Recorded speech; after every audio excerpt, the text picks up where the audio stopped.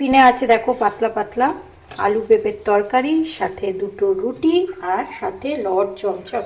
তো এই দিয়ে ব্রেকফাস্টটা আগে করে নিই, তারপরে আবার লাঞ্চের প্রিপারেশন করতে হবে। দর্শক বন্ধুরা বানিয়েছে হচ্ছে পিৎজা, হোমমেড পিৎজা। তো এটা মোটামুটি হয়ে গেছে, খাওয়ার আগে আরেকটু গরম করে নেব। এটা সন্ধ্যেবেলা আমাদের ইভিনিং স্ন্যাক্স হবে। তো আজকে লাঞ্চ মেনুতে কী কী আছে দেখিয়ে দিচ্ছি তোমাদের। আছে হচ্ছে পেঁপে দিয়ে মুসুরির ডাল, ধনে পাতা দিয়ে, ঠিক আছে। তো সাদা জিরে ফোড়ন দিয়ে খুব সুন্দর করে ডাল করেছি। এখানে আছে কচু বাটা, গতকালের কচু বাটা বেঁচে গেছিলো।